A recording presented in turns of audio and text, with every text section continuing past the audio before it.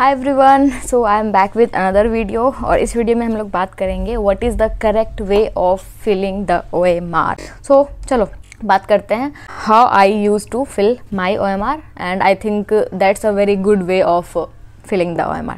चलो स्टार्ट कर। So this is my OMR sheet. ये तो अभी फिल्ड है क्योंकि ये मेरा ओरिजिनल OMR शीट है नीट 2023 का। Nostalgia is hitting. और मैंने 2 क्वेश्चंस में इसमें गलती कर दी थी। एक ये देखो, मैंने इसमें एक ही क्वेश्चन में मैंने 2 OMR फिल कर रखा है।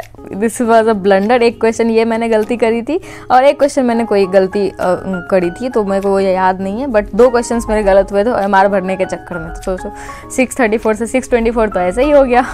तो इसीलिए OMR भरना सही से इज़ वेरी इम्पॉर्टेंट। बायो के पेपर से स्टार्ट करते हैं। चलो, जैसे मैंने तुम्हें बताया था कि अटेम्प्ट करने का तरीका, मान लो तुमने एक अटेम्प्ट में इसमें क्वेश्चन स्टार्ट करे और जो क्वेश्चंस मेरे से एक बार में नहीं बने थे, ये देखो, जैसे मान लो 111 नंबर क्वेश्चन मेरे से पहली बार में नहीं बना था, मैंने इसको गोला लगाया था, फिर सेकंड गो में इसको बनाया बट ये गलत हो गया। Just ignore that. और ये क्वेश्चन है एक जो मैंने सेकंड गो में बनाया था और ये सही हुआ था। इस तरह से तुमने पूरा अटेम्प्ट कर लिया, एक बार पूरा बायो बना लिया। What I use to do कि मैंने ऐसे पेपर खोला और मैंने ऐसे बड़े बड़े टिक लगा के रखे हैं ना, ताकि विजिबल हो अच्छे से। ये पूरा पेपर ऐसे मैंने पूरा इस पर टिक लगाया। सारे क्वेश्चंस को अटेम्प्ट करने के बाद ऐसे पेपर को सामने रखा और फिर OMR को लेकर के बैठ गए। बायो का सेक्शन क्वेश्चन नंबर 101 से स्टार्ट होता है। This is question number 101।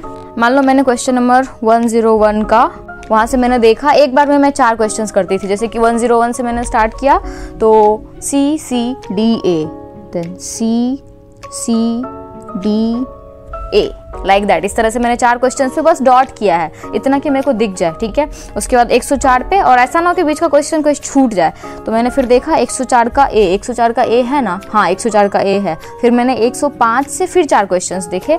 मान लो उसका मैंने किया A B D C। फिर मैंने 108 पे जाकर के मिलाया कि भाई मैंने इसका C लगाया है, C है कि नहीं, ठीक है। तो इससे क्या होगा, बार बार तुम अगर इसको मैच करोगे, इससे क्या होगा कि तुम्हारा बीच में ऐसा नहीं होगा कि अचानक से एक क्वेश्चन छूट गया और उसके बाद के सारे OMR तुम्हारे गलत हो गए।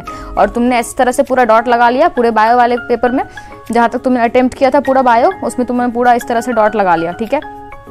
उसके बाद फिर ये डॉट लगाने के बाद इसको मैंने फिल नहीं किया। डॉट लगाने के बाद फिर आई जंप टू केमिस्ट्री। उसी तरह से मैंने केमिस्ट्री वाला जो पेपर था उसको भी एक अटेम्प्ट में जितने क्वेश्चंस बने उसको मैंने पहले, अरे यार ये इतना ग्लिच क्यों कर रहा है, मान लो इसमें मैंने CCCB इस तरह से, सॉरी 2 लग गया, इस तरह से मैंने इसको पूरा फिल कर लिया।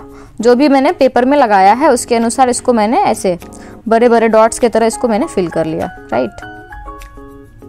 इस तरह से पूरा केमिस्ट्री भी, और इस तरह से मैंने फिर रेप्लिकेट किया फिजिक्स के लिए भी। पूरा पेपर अटेम्प्ट करने के बाद मैंने ऐसे ही किया और इस तरह से मैंने पूरे OMR में एक अटेम्प्ट में जितना क्वेश्चन मेरे से एक गो में बना, जिसके लिए मैं 100% श्योर हूँ, मैंने उसको ऐसे डॉट डॉट करके आई नो कि तुम लोगों के दिमाग में आ रहा होगा कि डॉट करते जाएंगे 4 या 3 करेंगे और उसके बाद मान लो एक छूट गया। उसके लिए क्या है कि मान लो कि तुमने 4 किया तो चौथे को तुम वापस से मैच करोगे क्वेश्चन पेपर से कि हाँ इसका ये ऑप्शन है कि नहीं, ठीक है। उसके बाद फिर तुम क्वेश्चन नंबर देखोगे, क्वेश्चन नंबर भी तुमने मैच किया और उसका तुमने कौन सा लगाया है वो भी मैच किया और उसके बाद वाला तुमने स्टार्ट किया। इससे क्या होगा, तुम्हारा गलती भी नहीं होगा OMR भरने में।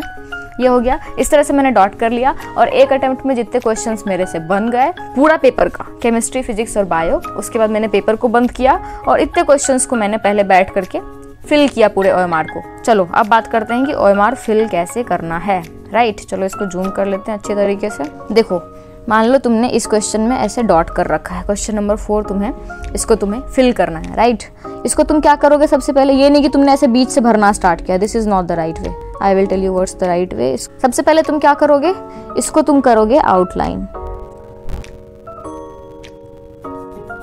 आउटलाइन कर लिया तुमने। एक बार जब तुम आउटलाइन कर दोगे ना, इसके बाद तुम स्पीड में इसको ऐसे, ये टैब है इसलिए इसमें ऐसे निकल जा रहा है, लेकिन जब तुम मेन पेपर में करोगे ना, इसको तुमने ऐसे आउटलाइन किया और इसके बाद तुमने इसको फिल किया इस तरह से पूरा, ठीक है।